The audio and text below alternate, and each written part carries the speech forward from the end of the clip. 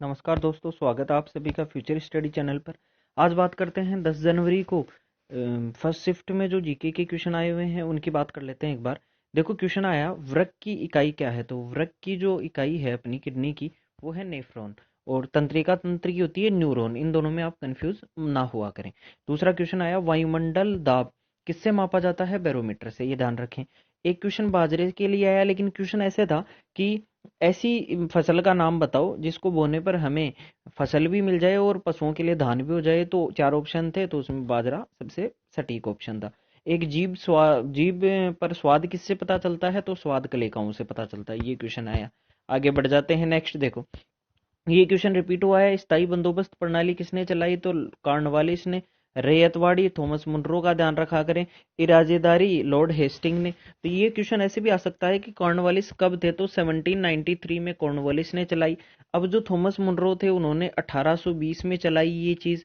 और जो हेस्टिंग थे वो गवर्नर जनरल बंगाल के बने थे, तो 1772 में हेस्टिंग ने चलाई। एक मालवाड़ी प्रथा का भी ध्यान रखें, ये भी इंपॉर्टेंट हो जाती है। एक क्वेश्चन आया आपके राजकोषीय घाटे से संबंधित। राजकोषीय घाटा जब कभी भी राजकोषीय व्यय मतलब सरकार व्यय अधिक कर देती है और इनकम कम होती है, उसी को राजकोषीय घाटा कहते हैं। क्लियर। एक क्वेश्चन आया प्राइस फ्लोर या फिर प्राइस सीलिंग से। देखो, प्राइस फ्लोर का मतलब होता है कि सरकार न्यूनतम कीमत तय कर दे। न्यूनतम का मतलब आपने सुना होगा एमएसपी। जैसे कृषि के ऊपर एमएसपी मतलब मिनिमम इतना पैसा तो आपको देना ही पड़ेगा, ठीक है। और या फिर प्राइस सीलिंग होती है अधिकतम पैसा। जैसे किसी दुकानदार को कह दे कि इससे ज्यादा पैसे आप किसी कस्टमर से नहीं ले सकते, तो प्राइस सीलिंग होती है मैक्सिमम अपन कह सकते हैं। और यहाँ पर प्राइस फ्लोर होती है ये मिनिमम के लिए आपके लिए। क्लियर। नेक्स्ट आगे बढ़ जाते हैं। देखो, लार्जेस्ट आर्टरी की बात की गई है। सबसे बड़ी धमनी कौन सी है? तो महाधमनी। क्लियर। इनमें शुद्ध रुधिर होता है, केवल एक फुफ्फुस या पल्मोनरी जो धमनी होती है उसमें अशुद्ध होता है, ठीक है। एक एलॉय की बात की गई आपसे, टिन और लेड मिलकर क्या बनाते हैं? तो ये शोल्डर कहलाता है। इसी प्रकार से आप कासा का ध्यान रखें। पीतल किससे बनता है? गन मेटल और जर्मन सिल्वर। इसमें सिल्वर का नाम जरूर आता है लेकिन सिल्वर नहीं होता इसमें। पारे को जर्मन सिल्वर बोलते हैं, ठीक है, पारा। लेकिन ये मिलकर किससे बना होता है वो आप ध्यान दें। अगला क्वेश्चन आया न्यूयॉर्क के मेडिसन स्क्वायर गार्डन में कुश्ती पहले भारतीय, इसका मतलब पहले भारतीय ने कुश्ती खेली। अभी 2019 की बात हो रही है ये। और जीती भी। तो उनका नाम क्या है? बजरंग पूनिया। बजरंग पूनिया ने वहां जीती। ये उनका मैच था 6 मई 2019 का। क्लियर। 6 मई 2019 को खेली भी और उन्होंने जीती भी। क्लियर। इसके आगे बढ़ते हैं। वारली चित्रकला कहाँ की है? तो वारली चित्रकला महाराष्ट्र की है, क्योंकि वारली जनजाति महाराष्ट्र में होती है। तो वारली जनजाति जो चित्रकला बनाती है उसे वारली चित्रकला कहते हैं। पीली क्रांति किससे संबंधित है? तो ये तिलहन से है।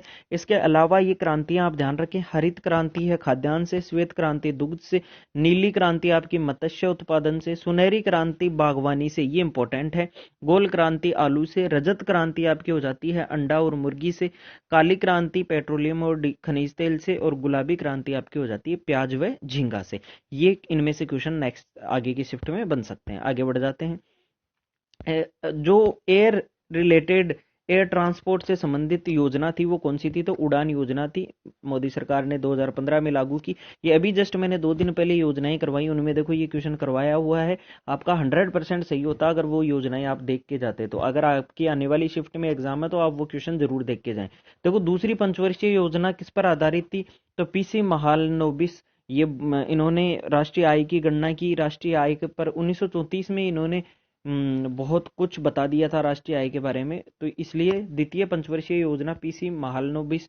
अगर फर्स्ट की बात पूछी जाए तो पहली पंचवर्षीय योजना है वो हेराल्ड डोमर मॉडल पर आधारित थी। कई बार क्वेश्चन आ जाता है थर्ड। तो थर्ड पंचवर्षीय योजना है ये गाडगिल योजना है। क्वेश्चन ऐसे भी पूछा जा सकता है गरीबी हटाओ का नारा। तो गरीबी हटाओ का नारा चौथी पंचवर्षीय योजना में दिया गया। इस प्रकार से आपको पता होना चाहिए। देखो, आगे बढ़ जाते हैं। नीति आयोग के प्रथम अध्यक्ष। तो नीति आयोग 2015 में बना। 1 जनवरी 2015 ध्यान रखें।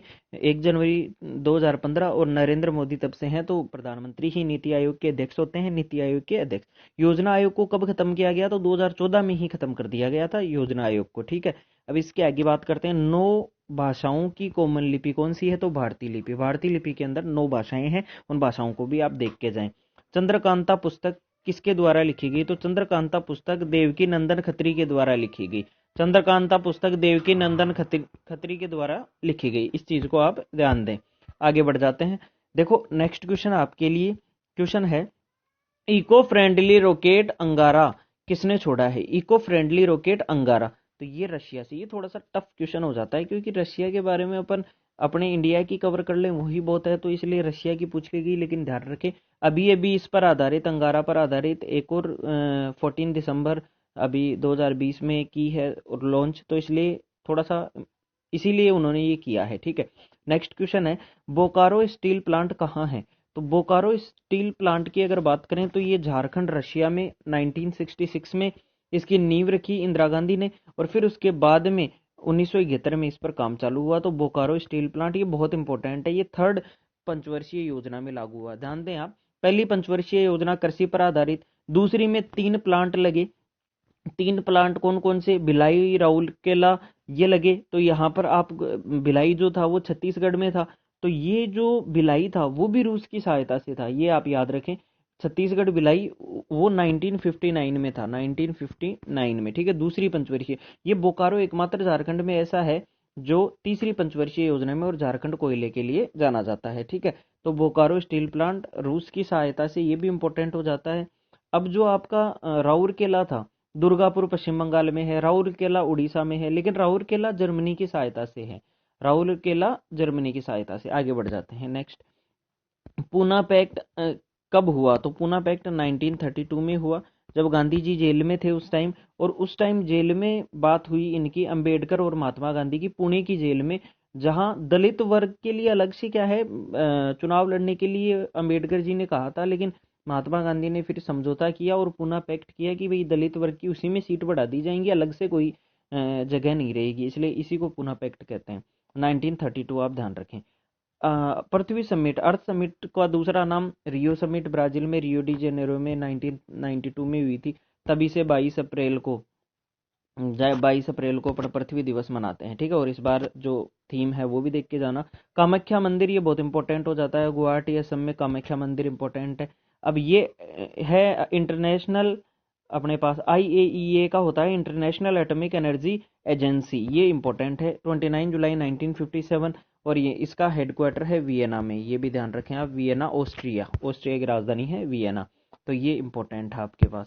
नेक्स्ट बढ़ जाते हैं, शिमला समझौता कब हुआ और किन किन के? देखो 1971 में भारत पाक का युद्ध हुआ, और उसके बाद में 1972 में शिमला में ये समझौता हुआ, इसलिए शिमला समझौता कहते हैं। ऐसा नहीं है कि शिमला के बारे में है, शिमला के बारे में नहीं, शिमला में समझौता हुआ, इंदिरा गांधी और जुल्फिकार अली भुट्टो 1972, तो इसलिए इसे समझौता, शिमला समझौता कहते हैं। गल्फ ऑफ थाईलैंड में चक्रवात आया 2019 में, उसका क्या नाम था? तो पाबुक नाम था। 2020 में, 20 में था या ये 19 में? 2019 में था, 19 का नाम दिया था 2019 में, तो इसका नाम पाबुक था। क्लियर। एक थाईलैंड का ये भी क्वेश्चन आ सकता है कि थाईलैंड ने हाल ही में किस चक्रवात का नाम दिया? तो अम्फान, और जो बांग्लादेश ने नाम दिया वो निसर्ग, ये जरूर ध्यान रखें आप।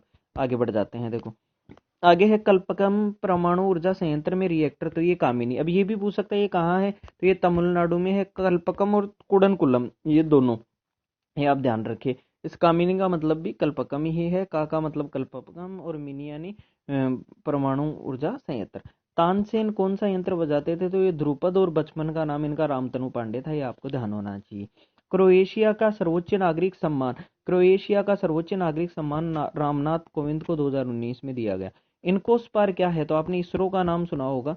इसरो का गठन हुआ 1969 में, फिलहाल वर्तमान में अध्यक्ष है के सिवान, लेकिन इससे पहले विक्रम साराभाई ने जो बनाया था ऑर्गेनाइजेशन, उसका नाम था इनकोस्पार, इनकोस्पार 1962 में। उससे पहले बस इसी का नाम बदलकर 1969 में ISRO Indian Space Research Organisation कर दिया गया। तो ये अपने पास क्वेश्चन थे अपने आज आपके। दोस्तों उम्मीद की जाती है कि आपको सभी अच्छा सॉल्यूशन मिला होगा हर शिफ्ट का। आप चैनल को लाइक करें, सब्सक्राइब करें, और ऐसे ही आप तैयारी करते रहें। Thank you so much, have a nice time, enjoy yourself, thank you.